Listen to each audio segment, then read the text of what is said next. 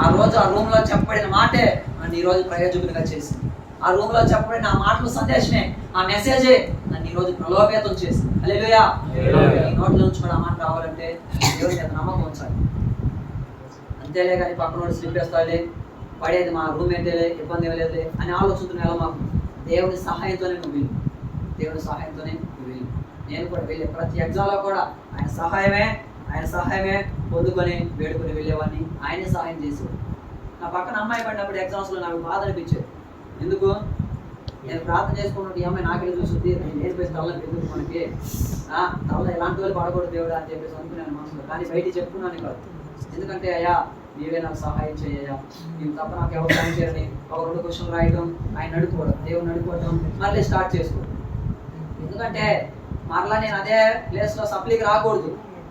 అదే ప్లేస్లో నేను ఆ బుక్లెట్ మరలా నా కళ్ళ ముందు కనపడకూడదు. అలా కనపడకుండా ఉండాలంటే ఏం చేయాలి? సిగ్గుపడకుండా దేవుడికి ప్రార్థన చేసుకోవాలి. అంతేగా అమ్మాయి చూస్తున్నాను చెప్పేసి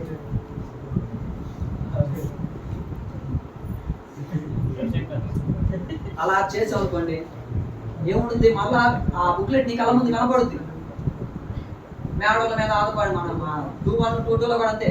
ఆ మేడ మీద పడ్డారంట, మనోడు కాలు చాపడం ఎక్కడ అంటాం, మనోళ్ళు ఆ కాలు ఆ కుర్చీ మీద కాలు మీద వేసి ఎట్లా దూపుతా ఆమె దూపే సరిపోయింది, రాసేది ఏం లేదు.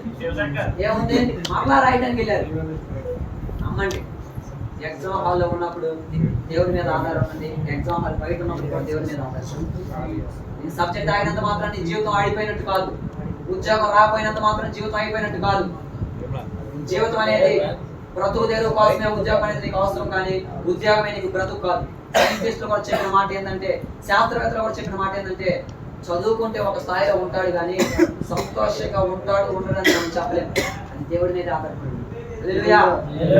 ఉద్యోగం వస్తే మంచి అమ్మాయి వచ్చింది, మంచి కట్నం వచ్చింది, మంచి కారు బంగ్లా ఏం చేయలేడు, రకరకాలు వచ్చేస్తాయి. కానీ ఆ వ్యక్తి సంతోషంగా ఉండలేడని మనం చెప్పలేము. అది దేవుడు మాత్రమే చేయడు. నిన్ను సంతోషపరచాలంటే దేవుడు మాత్రం చేయడు, మనుషుల వల్ల అది అయ్యేది కాదు. హల్లెలూయా. వ్యక్తులు అంటే కృతజ్ఞతాభావం కలిగిన వ్యక్తులు అంటారు. ఆ మాటలు మరలా చూసినట్లయితే ఇంకోటి 11వ వచనంలో రాయబడుతుంది, మీ దేవుడైన యెహోవాకు మొక్కుకొని మీ మొక్కుబడులు చెల్లించుడి. మీ దేవుడైన యెహోవాకు మీరు మొక్కుకొని మొక్కుబడులు చెల్లించుడి. హల్లెలూయా. హల్లెలూయా. కాబట్టి మనం అందరం కూడా దేవుని యందు 4 మాటలు మీకు తెలియపరుచున్నాను. మొదటి వచ్చేసరికి దేవుడు మీకు తోడై ఉంటాడు. ఆమేన్. ఆమేన్. ఆ పంది పిల్ల స్వరంగులు ఉన్నంత వరకు కూడా ఏ ఇబ్బంది లేదు, కాపాడలేదు. రెండోది సహాయం, దేవుడి సహాయం మీకు తోడుంది. బీచ్కి వెళ్ళారు, ఎంజాయ్ చేశారు, తాగటానికి వెళ్ళారు, సినిమాలకు వెళ్ళారు, కానీ పోలీసులు బండితాళం పట్టుకున్నప్పుడు వీళ్ళు సైడ్ అయిపోయారు. ఆ కేసు రాసేటప్పుడు వీళ్ళు సైడ్ అయిపోయారు. నీకు దేవుడు సహాయం కావాలంటే ఆయన లేడు. హల్లెలూయా. దేవుడు నీకు సహాయం చేస్తాడు. మూడోది వచ్చేసరికి బానిసపు జీవితం నుంచి దేవుడు విడిపిస్తాడు.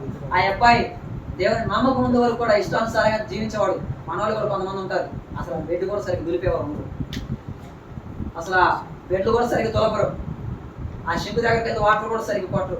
మనవాళ్ళు బద్దకొస్తూ వచ్చారు కొంతమంది ఉంటారు. ఆ అబ్బాయి కూడా మొదట అంతే ఉండేవాడు. ఏ పడితే అంటించుకొని ఏ పడితే రాసుకుంటే అసలు ఆ పక్క దులిపేవాడు కాదు, పేపర్ దించి అసలు ఎంత పడితే అట్టుండేది గదంతా కూడా. కానీ తర్వాత దేవుని నమ్మిన తర్వాత, దేవుని మాటలు పొందుకున్న తర్వాత అతని జీవితమే మారుతుంది. హల్లెలూయా. 4వ మాట వచ్చేసరికి కృతజ్ఞత. నటించడం నేర్పించవచ్చు కానీ బుద్ధిని నేర్పించడం. గమనించండి, పిల్లి కంట ఆ వ్యక్తి నేర్పించాడు, ముందు కాళ్ళ మీద నడిచే అలవాటు పిల్లికి నేర్పించాడు.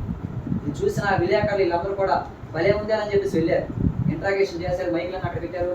ఏంటయ్యా మీ గొప్పతనం ఏంటంటే, నా పిల్లి 2 కాళ్ళ మీదే నడుచుంది, 4 మీద నడవదు. అదేంటా దేవుడి కంటే గొప్పడు. దేవుడు బుద్ధి లేనాడు కాబట్టి దానికి 4 కాళ్ళు ఇచ్చాడు.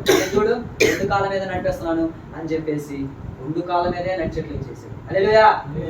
హల్లెలూయా. సరే అని చెప్పేసి వెళ్ళాడు, ఇంట్రాగేషన్ చేశాడు. ఆ మైక్ అక్కడ పెట్టారు.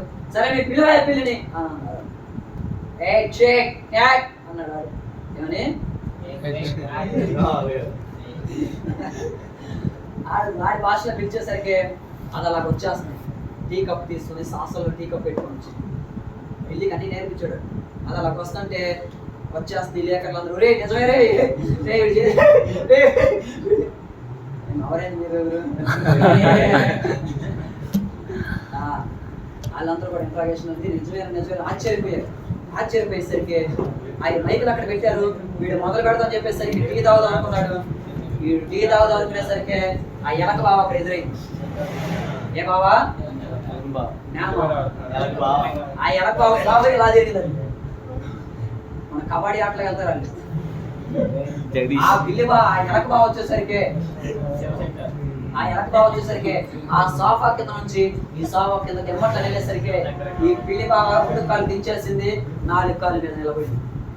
ఆ శాస్త్ర ఏమాంతం ఇసిరేసింది ఆ కప్పు. ఇదేంద్ర అని చెప్పి వాడి మీద పడింది.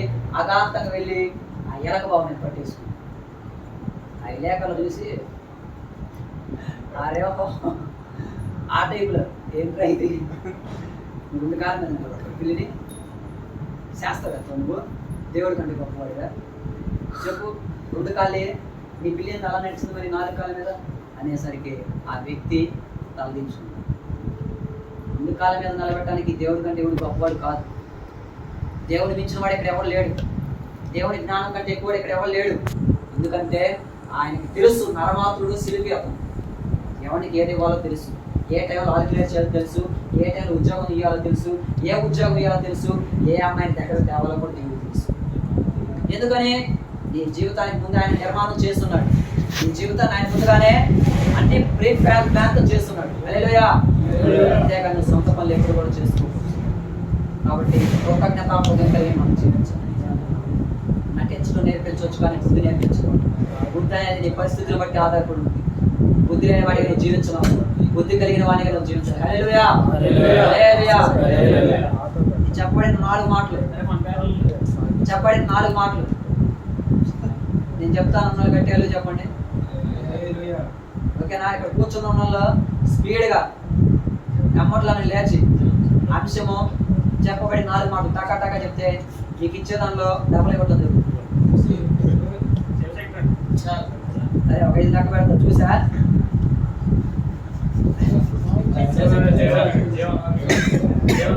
సరే, ఈ వాక్యాన్ని దేవుడు, ఈ వాక్యం నాకు అర్థమైంది అన్న గట్టిగా చెప్పండి. ఏమర్థమైంది? కాబట్టి ఈ గదిలో అడుగు పెట్టిన వారి జీవితాల్లో దేవుడు చేసే అద్భుతాలు మన సబ్జెక్ట్ అది. వారి జీవితాల్లో దేవుడు చేసే అద్భుతాలు తోడైంటాడు, ఆయన సహాయం చేస్తాడు, వ్యసనాల నుంచి విడిపిస్తాడు. మనం కృతజ్ఞత కలిగి జీవించాలి. హల్లెలూయా. ఈ వాక్యాన్ని మన హృదయాల్లో, మన కుటుంబ జీవితాల్లో, మన వ్యక్తిగత జీవితాల్లో దేవుడు నీరు కంటే ఫలభరితంగా మార్చి ఈ వాక్యానుసారంగా దేవుడు మనల్ని నడిపించునుగాక. ఆమేన్. హల్లెలూయా. అందరూ అలాగే మరి